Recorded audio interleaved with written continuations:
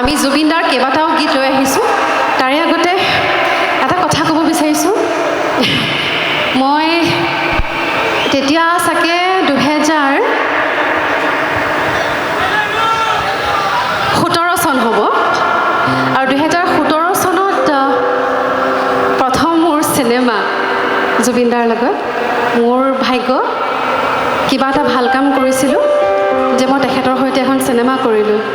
নামটো জানে নাই? কোনখন চিনেমা বাৰু? জোৰকৈ ক'ব লাগিব অকণমান।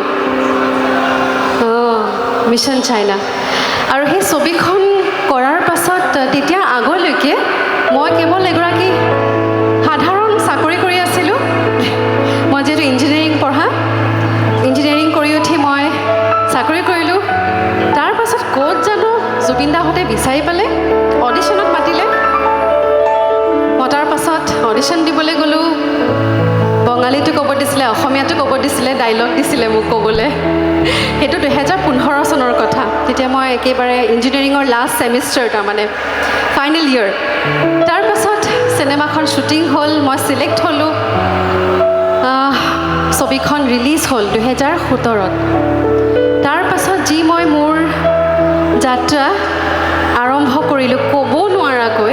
কেতিয়াও মোৰ সপোন নাছিল যে মই গায়িকা হ'ম, কেতিয়াও মোৰ সপোন নাছিল যে মই অভিনেত্ৰী হ'ম। সেয়া জুবিন দাৰ আশীৰ্বাদ আছে, ৰাইজৰ আশীৰ্বাদ আছে। আৰু তাৰ পিছতে মই এনেকুৱা কেইবাটাও গীত কৰিলোঁ, যিবোৰ গীত আপোনালোকে বিৰাট ধুনীয়াকৈ আদৰি লৈছিল।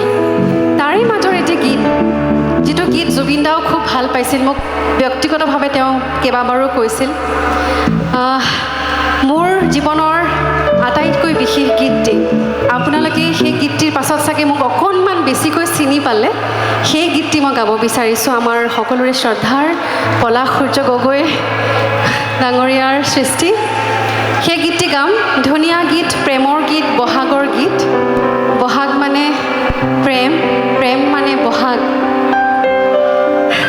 আৰু এতিয়া কিন্তু আমি লাইটবিলাক অফ কৰি ল'ম, আৰু মোবাইল ফোনৰ পোহৰতহে আমি গীতটি গাম, তৰাৰ পোহৰত। ঠিক আছে? হ'ব নাই? গতিকে আমি আৰম্ভ কৰিছোঁ এটা ধুনীয়া, মোৰ জীৱনৰ আটাইতকৈ বিশেষ গীতটি আপোনালোকৰ বাবে। Lights of.